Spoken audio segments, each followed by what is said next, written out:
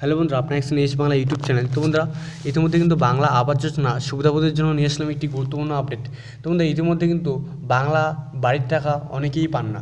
তো এই টাকা কেন পাননি? সরকার থেকে কিন্তু 15টি নিয়ম চালু করা হয়েছে। এই 15টি নিয়ম না মানলে কিন্তু আপনারা বাড়ির টাকা পাবেন না। সেই 15টি নিয়ম কী কী, সমস্ত বিষয় স্টেপ বাই স্টেপ জানিয়ে দেবো এই ভিডিওর মাধ্যমে। অন্যথা ভিডিওটা একটু স্কিপ না করে শেষ পর্যন্ত দেখার মতো হইল। তো ভিডিওটি শুরু করার আগে ভিডিওটি একটি লাইক দেবেন, চ্যানেল নতুন চ্যানেলটিকে অবশ্যই সাবস্ক্রাইব করে রাখবেন এই সমস্ত নিত্য নতুন ভিডিওর নোটিফিকেশান সবার আগে পেতে।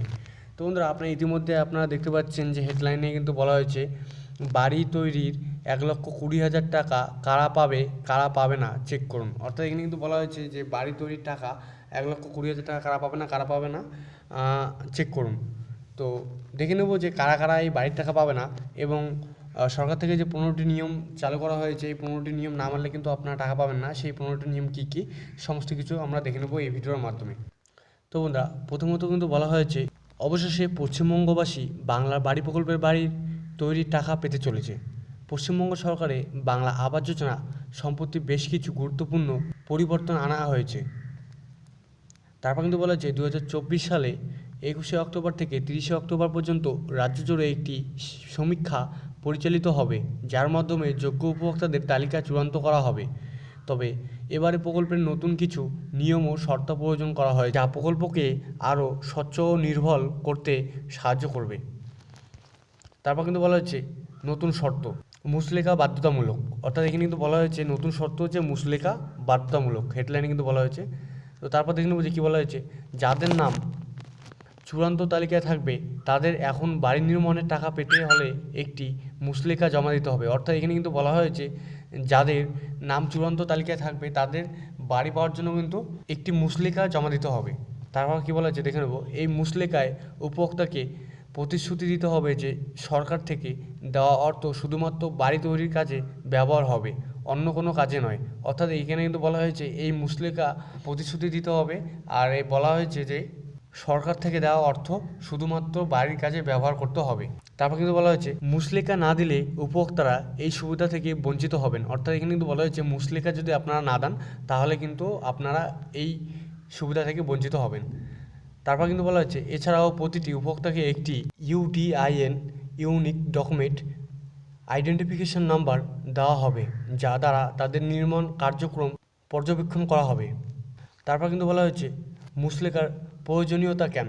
মুচলেখার প্রয়োজনীয়তা কেন এখানে বলা হচ্ছে সরকার লক্ষ্য করছে যে পূর্বে অনেক উপভোক্তা বাড়ি নির্মাণের জন্য পাওয়া টাকা অন্য কাজে ব্যবহার করেছেন অথবা বাড়ি তৈরি করেননি। পরিসংখ্যান অনুযায়ী প্রায় 30,000 থেকে 40,000 বাড়ি এখন পর্যন্ত অসম্পূর্ণ।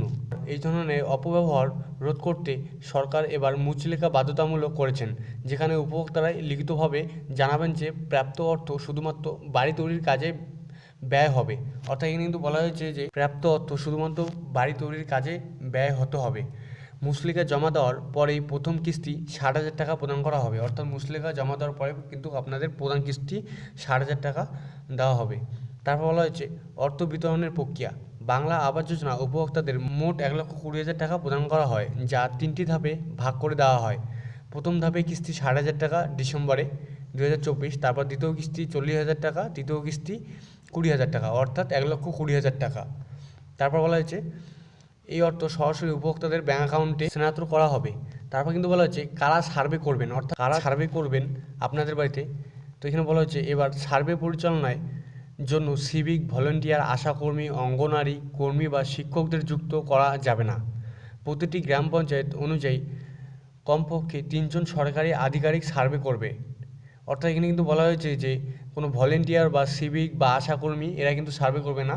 তো সরকারের মধ্যে 3 জন কর্মী আছে, ওরা সার্ভে করবেন, এখানে এটা বলা হয়েছে। তারপর দেখুন কী বলা হয়েছে, এছাড়াও বিডিও, এসডিও এবং ডিএম পর্যায়ের আধিকারিকরা সার্ভের উপর নজর রাখবেন।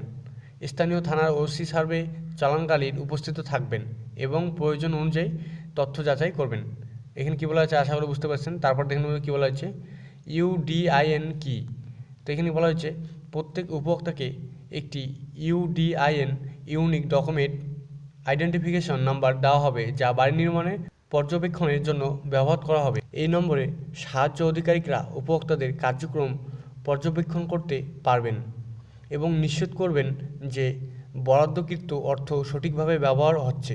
তারপর কিন্তু বলা হচ্ছে বাংলা আবাস যোজনা সার্ভের নতুন শর্তাবলী, অর্থাৎ সার্ভের যে শর্তাবলী আছে এখানে বলা হচ্ছে বাংলা বাড়ি প্রকল্পের টাকা পাওয়ার জন্য কী কী শর্ত রাখা হয়েছে। তো এখানে বলা হচ্ছে প্রথম হচ্ছে নিজের নামে 2.5 একর বা তার বেশি চাষযোগ্য জমি এবং অন্ততপক্ষে একটি সেচযোগ্য যন্ত্র থাকা চলবে না। অর্থাৎ এখানে কিন্তু বলা হয়েছে 1 নম্বরে যে নিজের নামে 2.5 একর বা তার বেশি জমি থাকা চলবে না এবং সেচযোগ্য একটি যন্ত্র থাকাও চলবে না। তারপর কি বলা হয়েছে এখানে, যাদের মাটির বাড়ি রয়েছে তারা কেবলমাত্র তারাই নতুন তালিকায় অন্তর্ভুক্ত হবে। অর্থাৎ যাদের মাটির তালিকা রয়েছে তারাই কিন্তু কেবলমাত্র তালিকায় অন্তর্ভুক্ত হবে। তারপর বলা হয়েছে যারা নিজে থেকে মাটির বাড়ি ভেঙে পাকা করেছেন, বাড়ি করেছেন, তাদের নাম লিস্ট থেকে বাদ পড়বে। অর্থাৎ এখানে কিন্তু বলা হয়েছে যারা নিজে থেকে মাটির বাড়ি ভেঙে পাকা করেছেন, পাকা বাড়ি বানিয়েছেন, তাদের নাম কিন্তু লিস্ট থেকে বাদ পড়বে। তারপর কিন্তু বলা হয়েছে কারো 7.5 একর এর বেশি জমি থাকে এবং অন্ততপক্ষে একটি সেচযোগ্য যন্ত্র থাকে তাহলে বাড়ির টাকা পাবে না।